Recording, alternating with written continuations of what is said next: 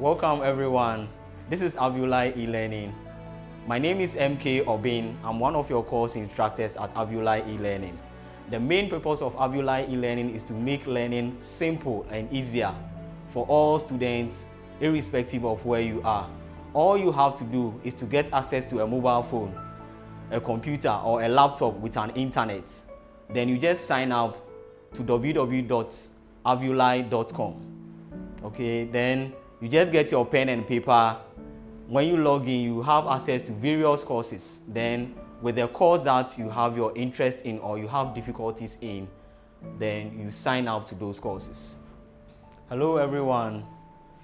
From our previous lesson, we looked at introduction to fluid and electrolyte imbalance.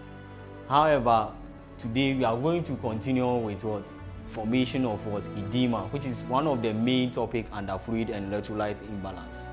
So if you couldn't get the introduction, kindly watch the introduction to fluid and electrolyte imbalance to understand it well so that you can continue with this very lecture.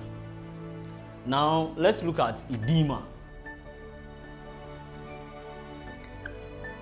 We said in our previous lesson that we have cells. So let's say this is cell 1, this is cell 2, this is cell 3. And among these cells, there are some fluid that are moving around each cell. Okay, and we call this particular fluid interstitial fluid.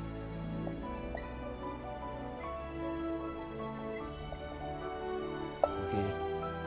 And the function of this interstitial fluid is to send nutrients to the cells, provide other substances that the cells need. Then afterwards, they have to be moved out to a place where they are supposed to.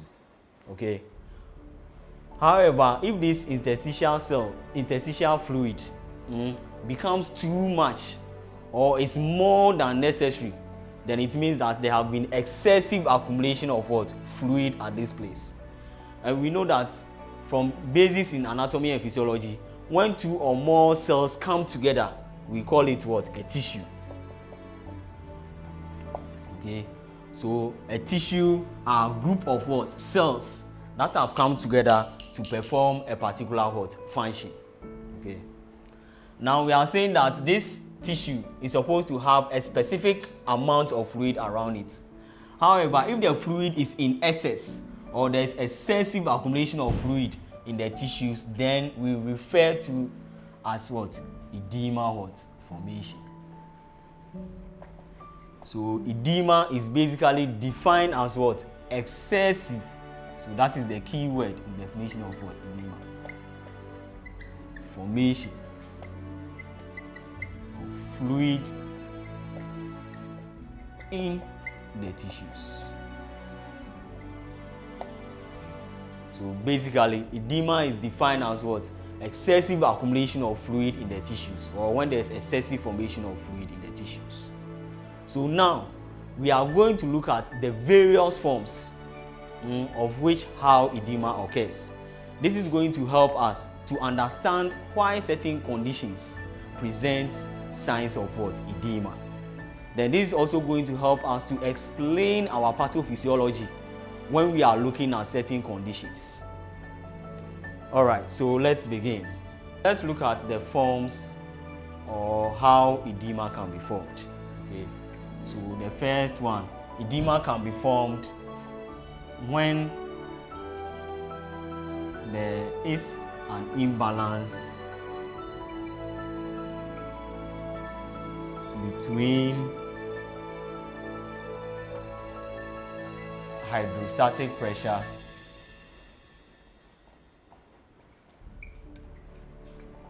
and oncotic pressure.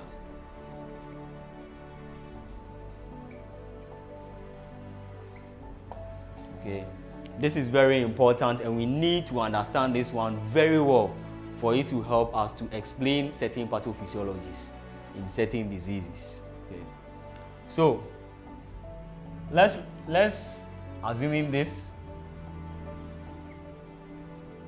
to be a blood vessel. Okay. Then this blood vessel, there is blood in it. And you know blood contains what? A lot of water. As the fluid part of the blood moves through the blood vessel, it exerts a pressure. You know, pressure is force exerted at a particular area. So as the fluid moves through it, it exerts pressure at the walls of what? The blood vessel. As it exerts pressure at the walls of the blood vessel, it causes fluid to be filtered off, okay, from the blood vessel. All right, let's assume this to be our tissue. Okay, we said tissues are a group of what? Cells. Okay, so this is our tissue, and we are saying that as blood moves through the walls of what? The blood vessel, they exert pressure on the walls of the blood vessel, causing fluid to be filtered off. Okay, and the name of the pressure that is exerted by the water or the fluid part of blood is known as what? Hydrostatic pressure.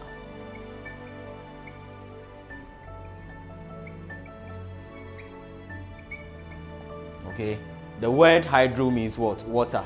Static means stagnant or at one area. Okay, so hydrostatic pressure is the pressure exerted by the fluid part or the water part of blood within the walls of the blood vessel.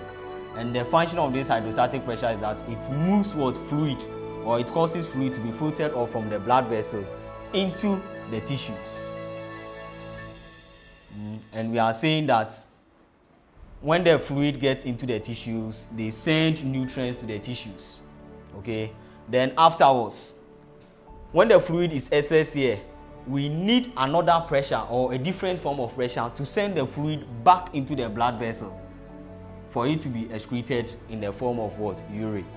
Okay, so the name of that pressure is known as what? Oncotic pressure.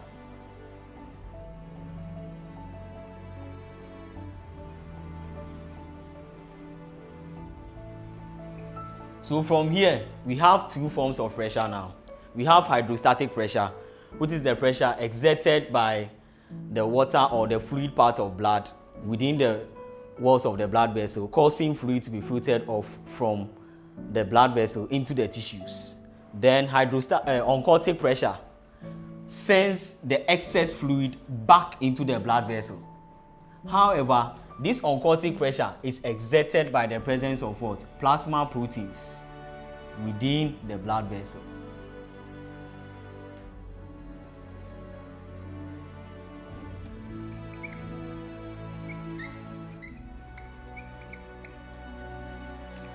So now we have two forms of pressure. We have hydrostatic pressure, we have oncotic pressure. Hydrostatic pressure is allowing fluid to be filtered off from the blood vessel into the tissues, whilst oncotic pressure sends the excess fluid back into the blood vessel. However, this oncotic pressure is supposed to be exerted by the presence of what? Plasma proteins within the blood vessel. Now, let's look at a situation where there is insufficient plasma proteins.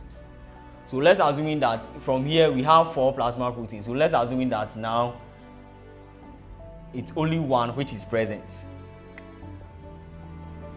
So this implies that when hydrostatic pressure sends fluid into the tissues, and the fluid becomes excess there, the oncotic pressure here, there is only one plasma protein here. Hence, the oncotic pressure will not be high. So because the oncotic pressure is low, it cannot send all the fluid back or the excess fluid back into the blood vessel, leading to excessive accumulation of fluid within the tissues. Then when there is excessive accumulation of fluid within the tissues, then we term it as what? Edema. So this is one form or one explanation of how edema occurs. And we are saying that edema can occur when there is an imbalance between what? Hydrostatic pressure and oncotic pressure. So in this situation, when hydrostatic pressure is high and it's bringing a lot of fluid into the tissues, and there's low oncotic pressure, then it means that there will be no pressure to send the excess fluid back into the blood vessel, leading to excessive accumulation of fluid in the tissues. Then we term it as what? Edema.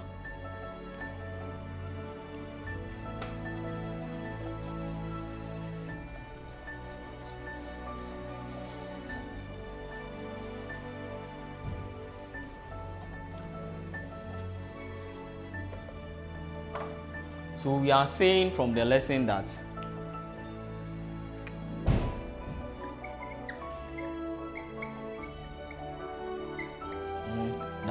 plasma protein helps in the formation of what? Oncotic pressure.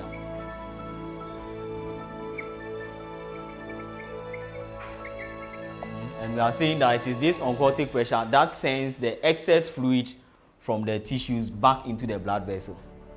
So it implies that any condition where there is protein deficiency is going to lead to what? A low what? Oncotic pressure. And that is what results in edema in various conditions where there is what? Low level of plasma protein. Example of such conditions is nephrotic syndrome.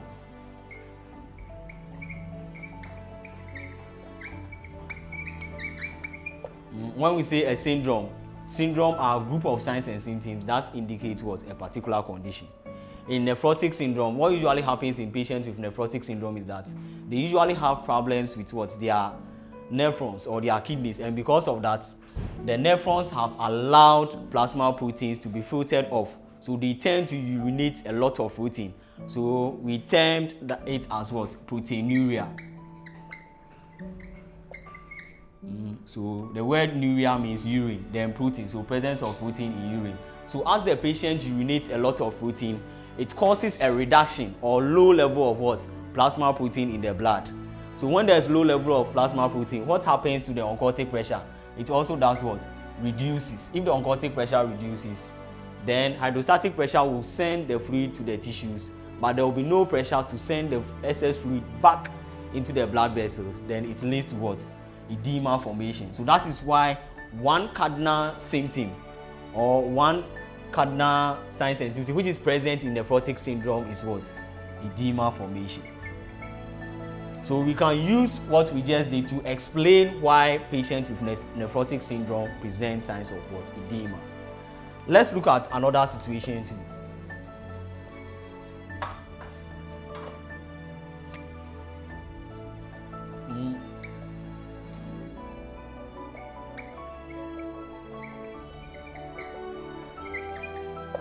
If you've been to the world, you realize that most patients with liver conditions, example, hepatitis or HCC, which is referred to as hepatocellular carcinoma,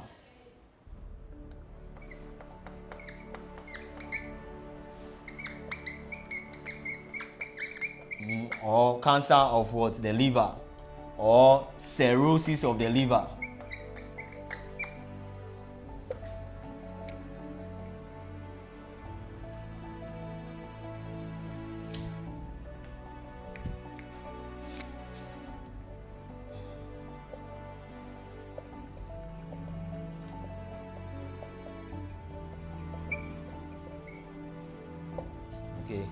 When you look at all these conditions, you realize that they usually present signs of edema. And the main reason why they present signs of edema is that one function of the liver is to help in the manufacturing of this plasma protein. So if you are having a problem with the liver, then it means that the liver cannot manufacture these plasma proteins effectively. So in the course of doing that, we are going to have low level of plasma protein in the blood. And we said when there's low level of plasma protein in the blood, what happens to our oncotic pressure? Oncotic pressure decreases. And as oncotic pressure decreases, then it means that when hydrostatic pressure brings the fluid into the tissues, there will be no pressure to send the fluid back into the blood vessel, leading to excessive accumulation of fluid in the tissues. Then they develop edema. So the first point was that in nephrotic syndrome, the patient usually urinate a lot of protein, leading to low level of plasma protein in the body. The second point is that the liver helps to manufacture this plasma protein. So this is a situation that all these conditions, they all have problems with their liver. So because of that, their liver cannot manufacture the plasma protein, hence leading to low level of oncotic pressure. Then it results in formation of edema. Now let's look at our third point. Let's look at kwashiorkor. Kwashiorkor is just a literary term that indicates a malnourished in terms of what? Protein. So when there's protein malnourishment, or a child is not able to take in adequate food that contains protein, then it means that there will be low formation of what? Plasma proteins in the body. Then when there's low formation of plasma proteins in the body, it leads to low level of what? Oncotic pressure. When there's low level of oncotic pressure, then there's an imbalance between hydrostatic pressure and oncotic pressure. Then it results in what? Edema formation. So basically, these are some of the conditions of which we can use what we just did to explain why edema occurs in such conditions. Thank you very much. If you have any questions, you can kindly send them at the question section and you'll be answered appropriately. Thank you very much.